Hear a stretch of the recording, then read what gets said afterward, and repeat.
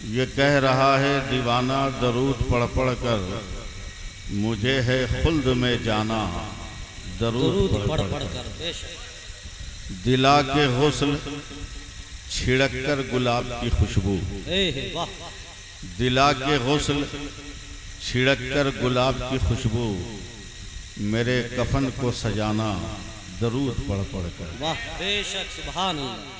मेरे कफन को सजाना दरूद पढ़ पढ़ कर, और शहे उमम के गुलामों का एक गुलाम हूँ मैं। शहे उमम के गुलामों का एक गुलाम हूँ मैं, मेरा जनाजा उठाना दरूद पढ़ पढ़ कर। वाह बेशक सुभान अल्लाह।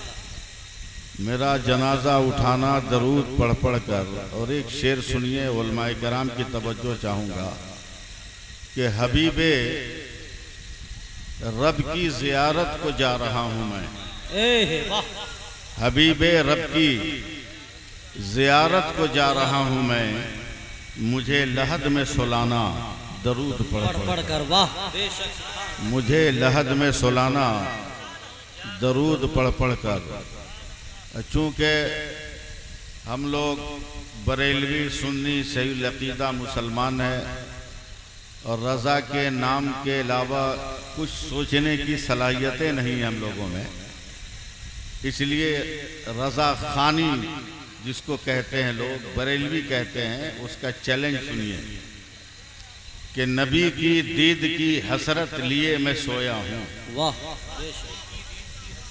नबी की दीद की हसरत लिए मैं सोया हूँ, नकीरो मुझको जगाना दरूद पढ़ पढ़ कर। वाह बेशक नकीरो मुझको जगाना दरूद पढ़ पढ़ कर। नबी की दीद की हसरत लिए मैं सोया हूँ, नकीरो मुझको जगाना दरूद पढ़ पढ़ कर। हजरात, सिर्फ डॉक्टर एजाज नहीं बल्कि पूरे खानदान को जिंदगी में जितनी खुशी अब मिली है, आज से पहले नहीं मिली थी। आज से पहले ये खुशी नहीं मिली थी। एक किसान को अचानक बिगड़े मौसम, हवा के मिजाज के बिगड़ने के बाद अगर उसको अपने पौधों में हरियाली नज़र आती है, तो जो मुस्कुराहट उसके लबों पे नज़र आती है, वही ख्याल, वही तबस्सुम आज इस्लाम प्रधान के ख़ानदान में नज़र आ रही है। अल्लाह उन बच्चों को सलामत रखे। अल्लाह तबारक व तआला ने ऐसी दुआ कबूल फरमाई कि अब कोई ख्वाहिश ही नहीं रही। बेटा हो तो बेटी की तमन्ना, बेटी हो तो बेटा की तमन्ना, लेकिन अल्लाह ने एक ही मर्तबा दोनों दे दिया। बेटा बेटी दोनों दे दिया, और एक ही इशारे कुदरत में ख्वाहिशों का दरवाज़ा बंद हो गया। अल्लाह ताला सलामत रखे।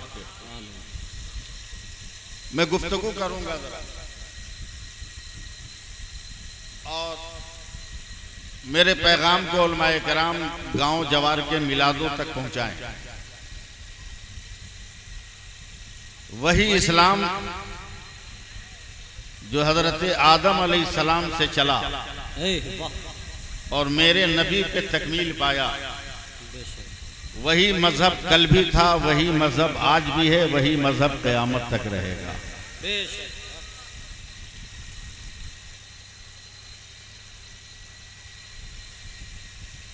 मैं इशारे किनायों में भी कहीं गुफ्तगू करूंगा, समझना आपका काम। आज भी अगर आप चाहते हैं कि आपकी हुकूमत हो, तो 1 मिनट की मेहनत की जरूरत है। सिर्फ 1 मिनट की मेहनत कर लीजिएगा, एक मुल्क में नहीं सारी दुनिया में आपकी हुकूमत होगी। और वो नुस्खा है कहाँ? हजरत इमाम आजम रज़ी अल्लाह तआला अन्हु से किसी ने पूछा क्या कभी दुनिया में दोबारा जितनी मुस्लिम हुकूमतें हैं इससे ज्यादा हुकूमतें होंगी? तो हजरत इमाम आजम ने कहा कि चंद मुल्कों में नहीं, सारी दुनिया में हुकूमत हो सकती है। बस एक काम कर जाओ। बोला क्या? बोला जितनी तादाद में तुम जुमा की नमाज पढ़ने जाते हो उतना ही तादाद में फजर की नमाज पढ़ने लगो, सारी दुनिया में तुम्हारी हुकूमत, सारी दुनिया में तुम्हारी हुकूमत हो जाएगी। अब जो जुमा पढ़ने के बाद अपना जूता और अपनी चप्पल न पहचान पाता हो, ऐसी कौम से वफा की उम्मीद क्या रख रहा है? यकीनन तिजारत मेरे नबी की सुन्नत है, इसमें कोई शक नहीं। अल्लाह ताला ने बरकतों को 10 हिस्सों में तकसीम किया और 9 हिस्से सिर्फ तिजारत में रखा और एक हिस्से में पूरी कायनात में तकसीम किया। अगर तिजारत जायज हो तब, हलाल हो तब, मगर मजहब से दूर रहकर, दीन से दूर रहकर, नबी के अमालो अफाल और किरदार से अपने आप को नाबलद रख के अगर आप चाहते हैं कि हम कमा लें तो याद रखिए फिरौन का दबदबा तो मिल सकता है मगर उस्मान जैसा लक़ब और उस्मान जैसी जिंदगी नहीं मिल सकती है। बेशक बेशक। बहुत दौलतमंद हुए, बेपनाह दौलतमंद हुए दुनिया में। क्या नमाज पढ़ने में पैसा नहीं मिलेगा? कुरान पढ़ने से पैसा नहीं मिलेगा? मिलेगा। कौन कहता नहीं मिलेगा? हजरत अली सूरह इखलास पढ़ के मिट्टी पे दम करते थे, सोना बन जाता।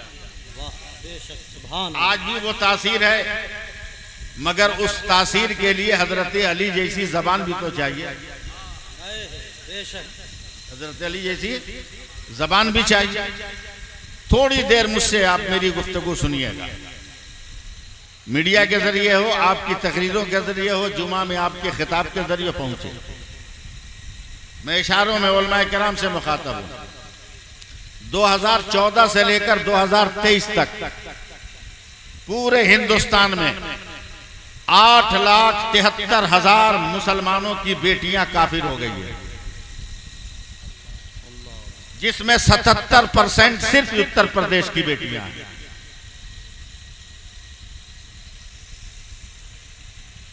क्यों? इसलिए कि आपने उनको ABCD पढ़ाया, YZ उसने पढ़ा दिया।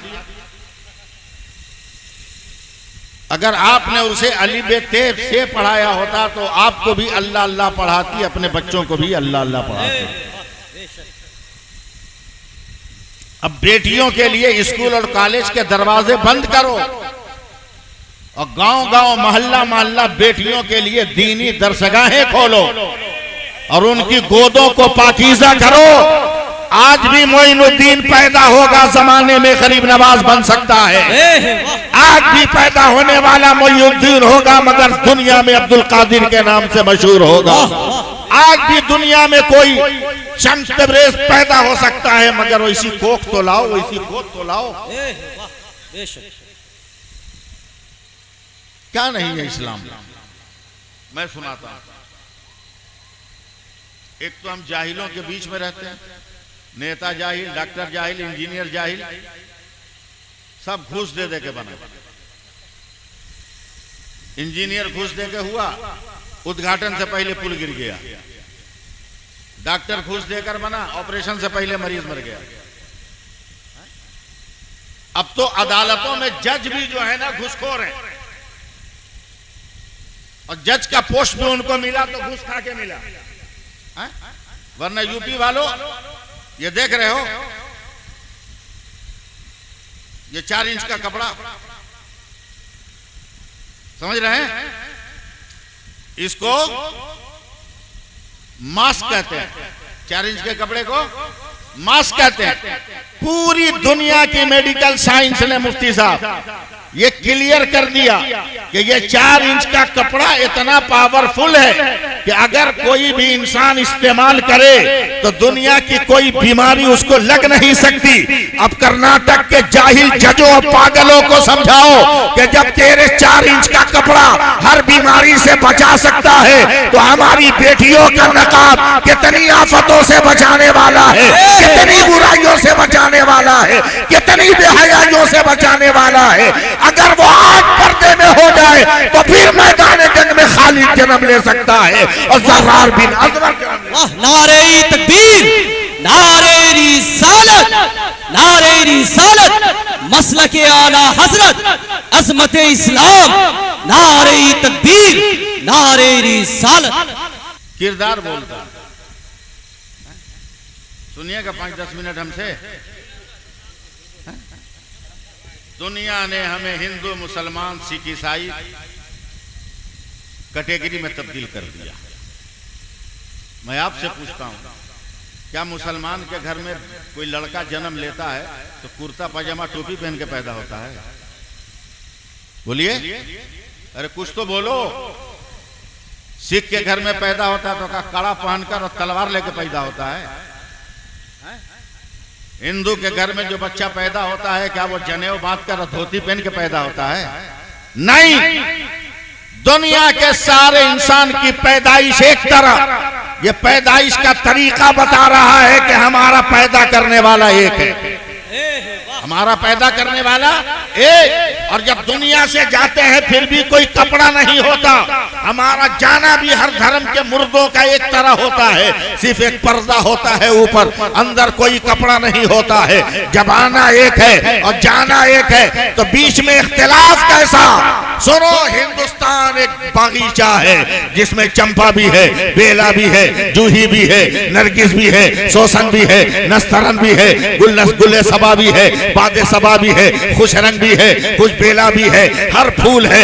मगर उन फूलों को कभी मुरझाते हुए देखते होगे, मगर भारत की कोख में जो बागीचा है उस बागीचे में पलने वाले फूलों का नाम बेला, गुलाब, जूही, चंपा नहीं है। इस बागीचे में खिलने वाले का नाम मुसलमान है, हिंदू है, सिख है, ईसाई है, जैनिस्ट है, बुद्धिस्ट है। और जब बाग का एक फूल भी मुरझा जाता है तो माली का दिल टूट जाता है। उसी तरह भारत के किसी नागरिक का दिल अगर दुख जाए तो यहाँ के लीडरों का भी दिल टूटना चाहिए, हुक्मरानों का भी दिल टूटना चाहिए। अगर दिल नहीं टूटता तो वह हुक्मरानी के लायक नहीं।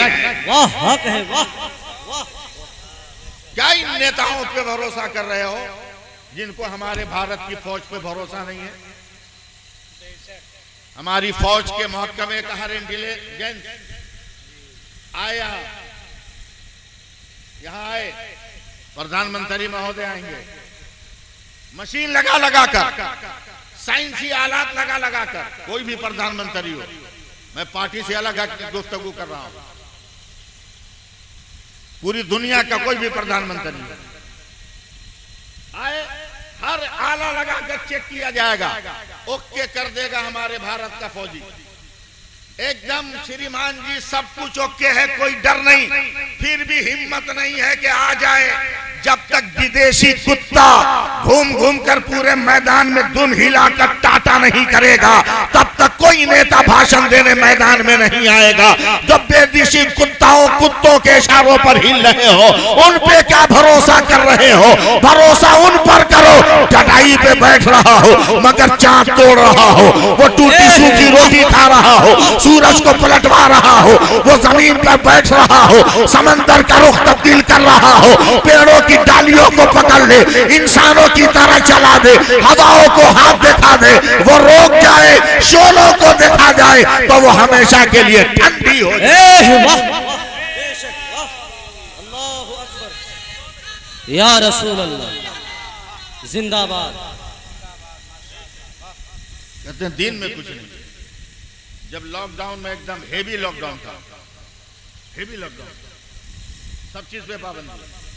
मेरी मस्जिद से एक नमाजी, 4 नमाजी तो थे ही, 3 मस्जिद में रहते थे, एक बाहर से आता था। वो बाहर वाला निकला मगरिब के वक्त।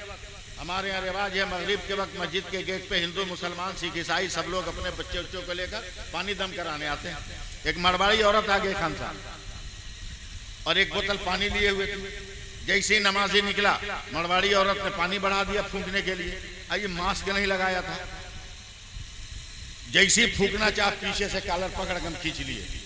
बोला एकदम कोरोना पिकअप पे है, अब बगैर मास्क का तू दम करेगा, पानी में कुछ हो गया तो बवाल हो जाएगा। क्या मारवाड़ी औरत ने हमको डांटा था। कहा बाबा चुप रहिए, वो और कोई घर होगा जिससे निकलने वाला कोरोना बांटता होगा, ये तो अल्लाह का घर है, इससे निकलने वाला शिफा बांटता है, मौत नहीं जिंदगी की खैरात। नारे तकबीर, नारे रिसालत, उलमाए अहले सुन्नत हजरत अल्लामा सैफुल्लाह अलीमी, नारे तकबीर, नारे रिसालत। आप कहते हैं कि मजहब में कुछ नहीं, मैं दिखा रहा हूं मजहब में क्या है। दो चार मिनट और सुन लीजिए हमसे, हाँ, वरना कहिएगा कि मेरा खाना मौलाना खा गया। हालांकि मुझे मालूम है कि आप लोग खा के ही बैठे होंगे। 2 मिनट के लिए मेरी तकरीर सुनिए। एक गरीब आदमी जो रोजाना कमाता हो खाता हो, अगर 2-4 दिन उसकी कमाई रुक जाए तो बाल बच्चों की परवरिश में कठिनाई आएगी कि नहीं? बोलो भाई, कितने लोग कोविड के पीरियड में खुदकुशी नहीं कर लिए, सुसाइड कर लिए? आम आदमी की बात छोड़ो, हम मौलवी मौलाना ने भी कितने लोगों ने जान दे दी और कितने लोगों ने लाइन छोड़ दिया। अस्तगफिरुल्लाह, कितने लोगों ने लाइन छोड़ दिया कि मौलवीगिरी करने में फायदा नहीं। क्या हमको एमएलए एमपी का टिकट नहीं मिलता? बिहार से लेकर बंगाल तक खास दूं तो 2-4 टिकट मेरे पॉकेट से निकल जाएगा, समझे? क्या यूपी के नेता हमको नहीं जानते? क्या आपके मुख्यमंत्री हैं योगी जी हमको पहचानते नहीं है? सब जानते हैं। खखार दे तो 2-4 टिकट मिल जाए। लेकिन मेरा बस यही एक सवाल है कि अभी लोग मेरा हाथ चूम रहे हैं बगैर जीते हुए, जीतने के बाद जूता खिलवाना है क्या? यही कह के मैं खींच लेता हूं। वरना जब जब बंगाल बिहार में इलेक्शन होता है मेरे पास ऑफर आता है, मैं नेगलेक्ट कर देता हूं। गुलाम रसूल बलियावी को एमपी किसने बनाया? मैंने बनाया। सीट मेरे पास आई थी, मैंने कहा नहीं मेरा भाई है उसको दे दो। अल्लाह दे रहा। मैं तो इराक गया, सरकारे गौसे पाक के रोजे पे फातिहा पढ़कर फजर की नमाज के बाद मैं जैसे ही रोजे से बाहर निकल रहा हूं, एक खादिम ने मुझको सलाम किया और उसने कहा हुजूर आप फला। हमने कहा कि आपको यहाँ के सज्जादा नशी बुला रहे। न मैंने उनको देखा न उन्होंने मुझको देखा। मैं गया उनकी खानकाह में, उन्होंने खड़े होकर मुझको जुब्बा पहना दिया, पगड़ी बांध दिया, बोला खानकाह गौसे आजम से आपको खिलाफत दी जाती है। मैं तो मांगने भी नहीं गया था, मैं तो तलब भी नहीं करने गया था। क्या नहीं है दीन में? चेहरे पर ऐसा निखार, ऐसा वकार, ऐसा रोब पैदा करो, जमाना खुद तुम्हारा गुलाम हो जाए। वाह बेशक, जमाना खुद गुलाम हो जाएगा। जो बात कहना चाहता हूं सुनो, नमाज पढ़िए। बैंक में जाते हैं तो आईडी लगती है कि नहीं? इस पर तो हाँ बोलिएगा ना। ट्रेन में टिकट रिजर्वेशन हो तो आईडी लगेगी कि नहीं? है? प्लेन में अगर जाना हो तो आईडी लगेगी कि नहीं? अब बहुत बड़े नेता के कार्यालय में जाना हो तो आईडी लगेगी कि नहीं? लगेगी ना। अब बताइए हम लोग कितने बड़े बकलोल हैं कि ट्रेन में चढ़ना हो तो बगैर आईडी के नहीं, प्लेन में जाना हो तो बगैर आईडी के नहीं, है? बैंक में जाना हो तो बगैर आईडी के नहीं। इतने बड़े बकलोल के जन्नत में जाने की तमन्ना है बगैर आईडी के। जन्नत में जाने की आईडी भी है ना, उस आईडी को अपनाइए। जन्नत में जाने वाली आईडी का नाम है नमाज। बेशक बेशक। कौन नमाज? नमाज भी कई तरह की है। कौन नमाज? सल्लू कमा रअयतुमूनी उसल्ली, बेशक वो नमाज जिसके बारे में मेरे नबी ने कहा जैसा तुम मुझको पढ़ते हुए देखते हो वैसी नमाज। बेशक। और यहीं पर हम सुन्नियों का अकीदा मजबूत हो गया, मसलके आला हजरत यहीं पर जिंदा हो गया मुफ्ती साहब, इसलिए कि हमने तो नबी का जमाना देखा नहीं, हम कैसे देखेंगे कि नबी ने कैसे नमाज पढ़ा। तो मसलके आला हजरत में तो रास्ता क्लियर है, हम देख लेंगे, लेकिन और लोग क्या करेंगे, उनके यहाँ तो वसीला जायज नहीं है, वो क्या करेंगे, दूसरे से मदद जायज नहीं, हम तो देख लेंगे नबी को किसने देखा, उस देखने वाले को किसने देखा, उस देखने वाले को किसने देखा, उस देखने वाले को किसने देखा, इस तरह करके तो हम समझ जाएंगे। लेकिन वो लोग जो कहते हैं कि वसीला ही नहीं है, वो कहां जाएंगे, वो पढ़ के दिखा दे एक वक्त की भी नमाज। खानों में बांट दिया, लड़ा लड़ा कर सुन्नी वहाबी देवबंदी शिया। मैं कहता हूं कि जिस किसी को भी आला हजरत से चीड़ है और आला हजरत के नाम से झगड़ा है, जलन है, उसको हक नहीं है कि अपने पॉकेट में ये रुपया रखे, हक नहीं। अगर वो चाहता है कि हम पॉकेट में रुपया रखें तो उसको मानना होगा आला हजरत को, अगर नहीं मानेगा तो उसके लिए रुपया रखना जायज नहीं है। इसलिए कि जब हिंदुस्तान में चांदी का सिक्का चल रहा था और यहां की गवर्नमेंट ने कागज का रुपया लागू करना चाहा, तो दुनिया के हर बड़े मुफ्ती से सवाल किया कि कागज देकर हीरे चांदी सोना की तिजारत की जा सकती है कि नहीं। दुनिया के किसी मुफ्ती ने जवाब नहीं दिया। पूरी दुनिया में एक अकेला मेरे आला हजरत थे जिन्होंने गुंबद खदरा के साये में बैठकर 63 सफा पर इसके जायज होने का फतवा दिया। तो अगर नोट से मोहब्बत है तो आला हजरत से मोहब्बत। वाह, सुभान अल्लाह, सुभान अल्लाह। ये अकीदे की बात।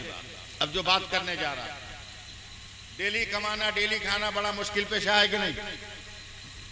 बहुत मुश्किल काम। बड़े बड़े लोग हैं, जरा मुझसे भी देहाती अंदाज में सुन लीजिए और जिंदगी के साथ सुनिए।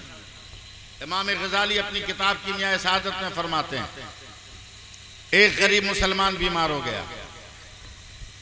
कई लोग कहते हैं ना कि बीवी ठीक हो तो घर जन्नत, बीवी ठीक हो तो घर जन्नत, अब बीवी गड़बड़ हो तो घर जहन्नम। जहन्नम में भी, उस जहन्नम से निकल के भी जहन्नम में जाने की तमन्ना करता है आदमी। बीवी ठीक होने का क्या मतलब? 24 घंटा में 22 घंटा मेकअप करती हो, 3-4 मरतबा ड्रेस बदलती हो, बीवी ठीक होने का यह मतलब है? नहीं, किरदार ठीक होना चाहिए, सीरत ठीक होना चाहिए, तो घर जन्नत। वो और शौहर बीमार हुआ, औरत गरीब है, शौहर गरीब है। अरे बाप, मेरा शौहर बीमार हो गया, कल बच्चे क्या खाएंगे? फट से दिमाग लगाया, चावल में जरा पानी मिलाकर उसको गीला कर दिया, सब्जी में पानी मिलाकर उसे और पतला कर दिया, दाल में पानी मिलाकर उसे और पतला कर दिया। सोचा इसमें 2 टाइम खींच लूंगी, थोड़ा थोड़ा खिलाकर। एक दिन गुजारा कर लिया, दूसरे दिन हाथ जोड़कर खड़ी, दिल है तो सुनिएगा, हाथ जोड़कर खड़ी, बुखार कुछ कम हो गया है, कंबल ओढ़ लीजिए, 8 घंटा नहीं 4 ही घंटा जाइए, मजदूरी कीजिए, आधी मजदूरी लेकर आइए, हम 1-1 रोटी पर बच्चों को बहला फुसला लेंगे। गरीब मुसलमान गया है बुखार की हालत में, मजदूरों की लाइन में लग गया, मगर इतना कमजोर और कांपता हुआ है कि कोई सेठ और साहूकार इसको नौकरी न दे सका, मजदूरी न दिया। सुन रहे हैं आप लोग? मजदूरी न दिया। दोपहर के वक्त में भारी कदमों से घर वापस जा रहा है, रास्ते में मस्जिद है। अगर आप लोग जिंदा हो जाइए तो मजा आएगा। रास्ते में मस्जिद है, अचानक मुअज्जिन की आवाज कान में टकराई, हय्या अलस सलाह हय्या अलल फलाह, आओ नमाज की तरफ, आओ कामयाबी की तरफ। वाह, घर की फिक्र छोड़ के चला गया मस्जिद, जोहर की नमाज पढ़ा, का घर जाएंगे तो बीवी का दिल टूट जाएगा। असर की नमाज पढ़ा, इत्मीनान से घर गया। ये उस दौर की बात कर रहा हूं जिस दौर में बहुत मालदार आदमी पहले दिन मजदूरी नहीं देते थे, 3 दिन होने पर पेमेंट करते थे। जैसे ही पहुंचा घर, बीवी ने पूछा कुछ जुगाड़ लगा। मालिक ने एक बधा हुआ जुमला कहा, मालिक बहुत बड़ा है। शौहर ने एक जुमला कहा, मालिक बहुत बड़ा है, जिंदा रहिएगा। दूसरे दिन गया, लाइन में लग गया, मगर आज भी मजदूरी नहीं मिली। फिर पलट रहा है तो फिर आवाज आई कान में, हय्या अलस सलाह हय्या अलल फलाह, आओ नमाज की तरफ, आओ कामयाबी की तरफ। फिर चला गया मस्जिद, नमाज पढ़ा, शाम तक रहा। शाम को पलटा, बेगम ने कहा कोई जुगाड़, का कह दिया ना मालिक बहुत बड़ा। समझ गई औरत। तीसरे दिन जब चला है, शौहर को कहती है मालिक बहुत बड़ा है, आज तो तीसरा दिन है, पेमेंट होगा ही, ये झोला झंटा लीजिए, जाइए, आइएगा तो दाल पानी साग सब्जी लेके आइएगा। मरता क्या ना करता, बगल में झोला दाब लिया, इस उम्मीद पर कि आज भी अगर मजदूरी मिल जाए तो आबरू बच जाए, भरम रह जाए। गया, मजदूरों की लाइन में खड़ा है, मगर इतना कमजोर दुबला पतला है कि आज भी सेठों साहूकारों ने मजदूरी नहीं दी।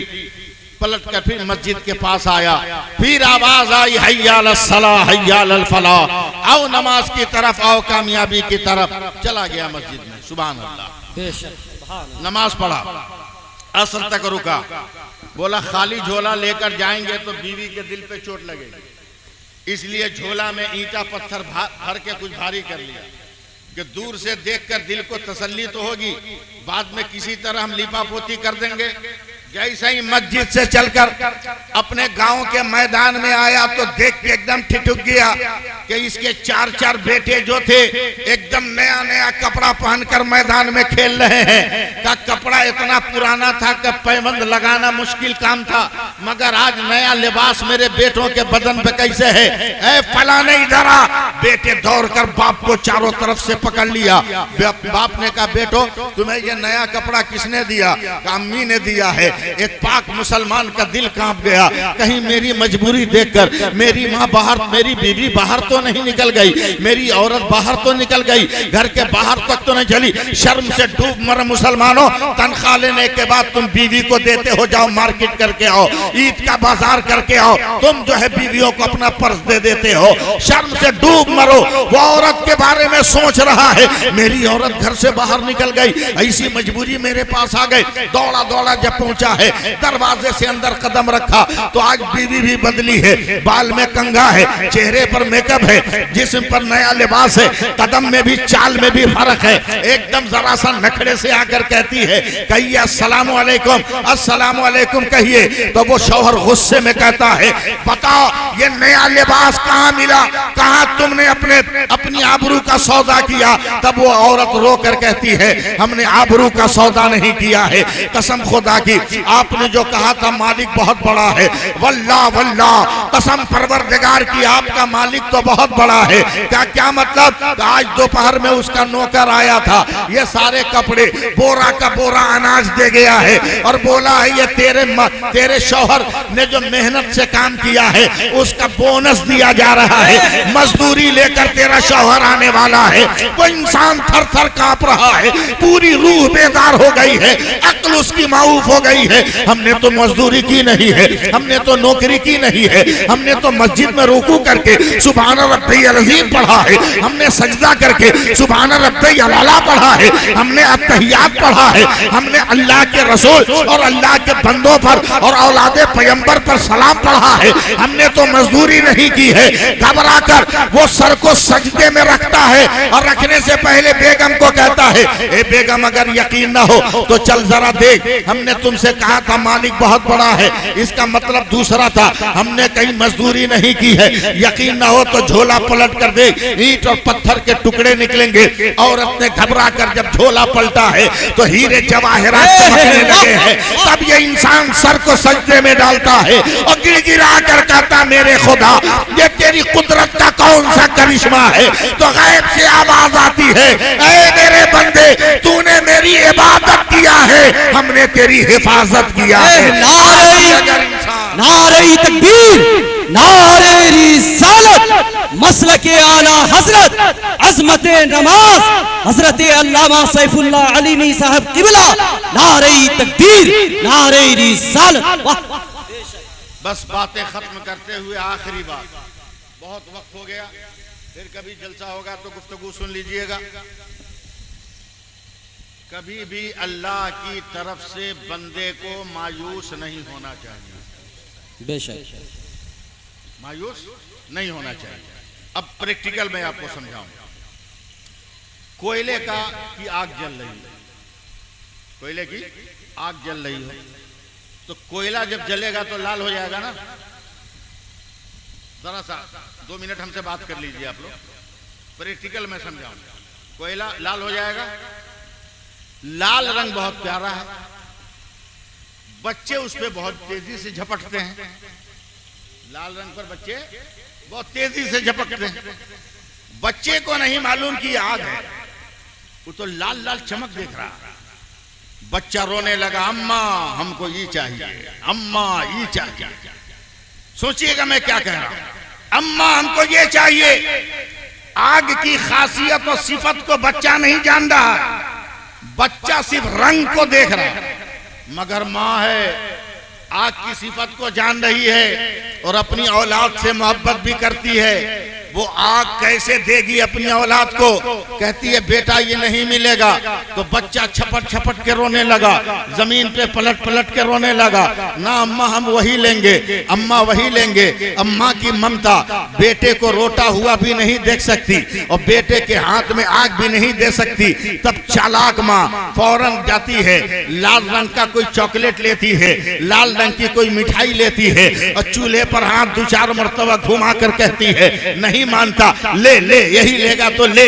बच्चे को क्या मालूम आग है या लड्डू है, आग है या रसगुल्ला है, आग है या चॉकलेट है, वो तो लाल रंग देख रहा है। उसने हाथ में लेकर इस्तेमाल करना शुरू कर दिया, मगर माँ देख रही थी, अगर आग देती तो मेरा बेटा जल जाता।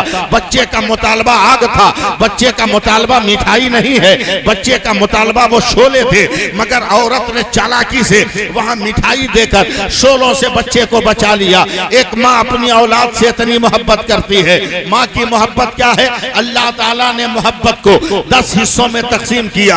9 हिस्सा मोहब्बत अल्लाह ने अपने पास रखा, एक हिस्सा में पूरी कायनात को मोहब्बत बांटा। इसी मोहब्बत में हीर रांझा का प्यार भी है, रोमियो जूलियट का इश्क भी है, लैला मजनू का प्यार भी है, अफसाना भी है, और दुनिया में आई लव यू कहने वालों की तर्ज जिंदगी भी है। फेसबुक, व्हाट्सएप, इंस्टाग्राम और ट्विटर पर चलने वाले आई लव यू की ट्रेनिंग पॉइंट भी उसी जो है मोहब्बत में है। एक मोहब्बत में पूरी कायनात को अल्लाह ने बांटा। तो इतना प्यार है कि एकदम महबूबा के लिए खून बहा देता है, फांसी लगा लेता है, पुलों से दरियाओं में कूद जाता है, छलांग लगा देता है बिल्डिंगों से। जिस खुदा के पास 9 दर्जा मोहब्बत है, उसको वो अपने बंदों से कितनी मोहब्बत करता होगा। अब यही पलटो, बेटा ने आग मांगा, माँ ने उसका बदल दिया। उसी तरह हम अपने खुदा से मांगते हैं, ए अल्लाह औलाद दे दे, हमें नहीं मिलती। ए अल्लाह माल दे दे, हमें नहीं मिलता। ए अल्लाह खेती दे दे, हमें नहीं मिलती। ए अल्लाह मुझे दौलत दे दे, नहीं मिलती। तो घबराना नहीं है, हम जिसको अपने हक में बेहतर समझ रहे हैं, मुमकिन है खुदा की निगाहे कुदरत में वो मेरे हक में बेहतर ना हो, तो अल्लाह उसको नहीं देता, दूसरी चीज अता कर देता है, दूसरी नेमत अता कर देता है, दूसरा सरमाया अता कर देता है। इसलिए कभी आल औलाद ना हो तो दिल छोटा न कीजिए। समझिए। डॉक्टर एजाज को मैं तलकीन करता रहा, मैं सब्र दिलाता रहा, उसकी अहलिया को दिलाता रहा, इस्लाम प्रधान को दिलाता रहा, इनकी अहलिया को दिलाता रहा। खुदा के घर देर है अंधेर नहीं है, बस आप अपना काम करते जाओ, मैं अपना काम करता जा रहा हूँ। परवरदिगार आलम की जो मर्जी होगी वही होगा। और अल्लाह तबारक व तआला ने सिलसिले आलिया कादरिया के बुजुर्गों की निस्बत की ऐसी भरम रखा, ऐसा भरम रखा कि अल्लाह ने बेटी भी दे दिया, अल्लाह ने बेटा भी दे दिया है, अल्लाह ने दोनों औलादें दी है। घबराइए मत, अभी भी मैं 1-1.5 मिनट आपके पास रहूंगा। बेटा भी दे दिया, बेटी भी दे दिया। सुनिए सुनिए, अभी बेटी भी दे दिया, बेटा भी दे दिया। दोनों में फर्क सुनिएगा, ये खाना खाइएगा, फर्क सुनिएगा दोनों में। सुनिए फर्क, फर्क सुनिए। जब बेटा पैदा होता है,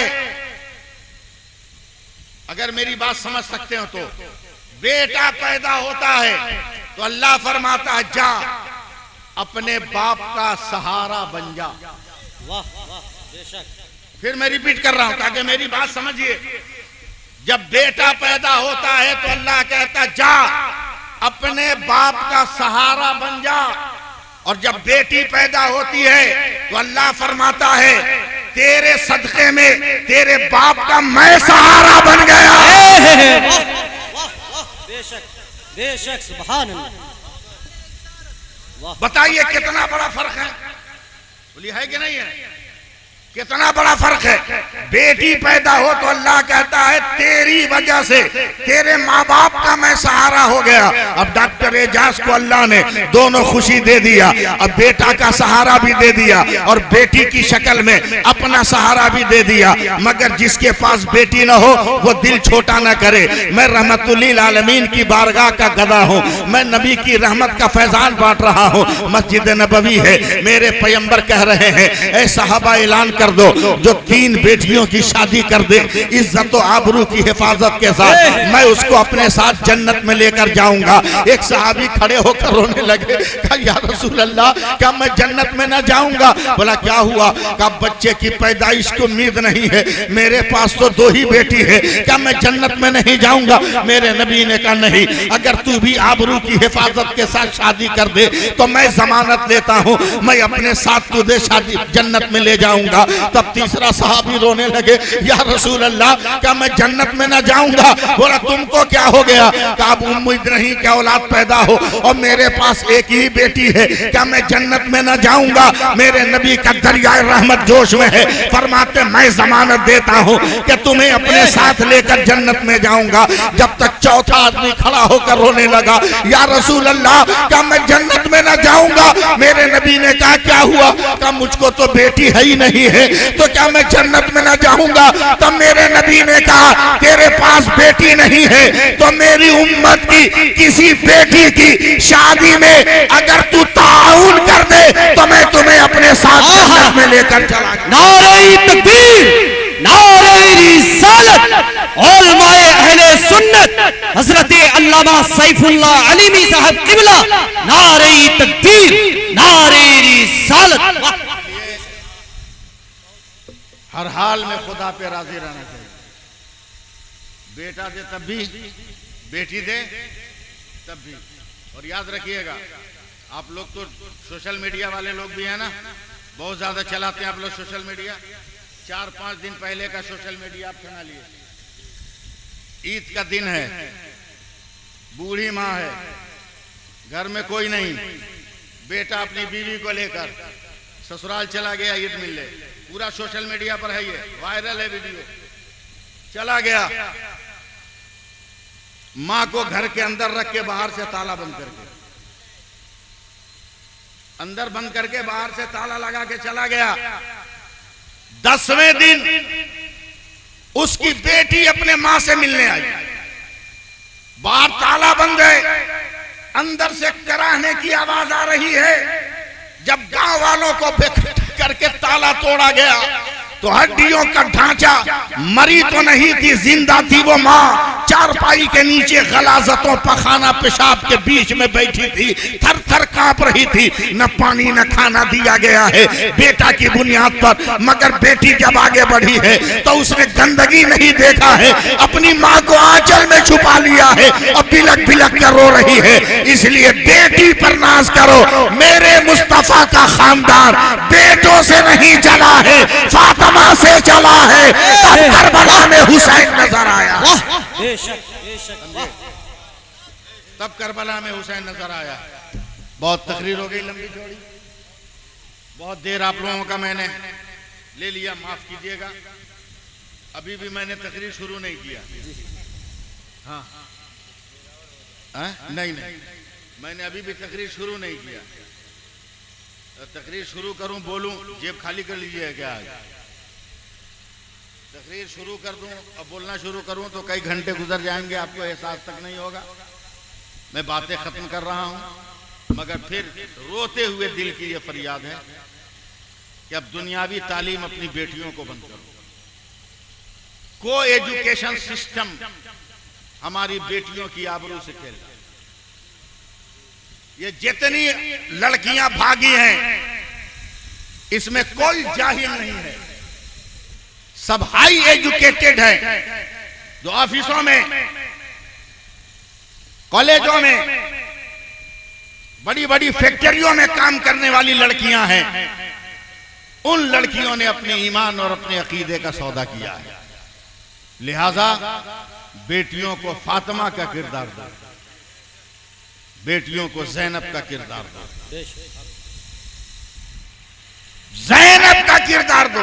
एक लफ्ज आ गया मुफ्ती साहब, ज़ैनब का किरदार दो।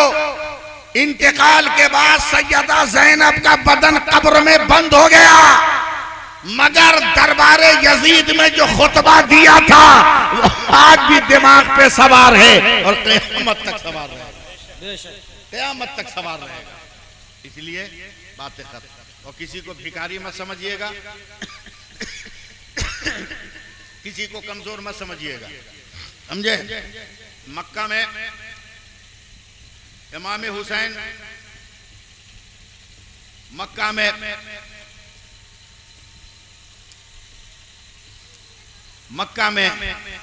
एक लड़का खाना बांट रहा है।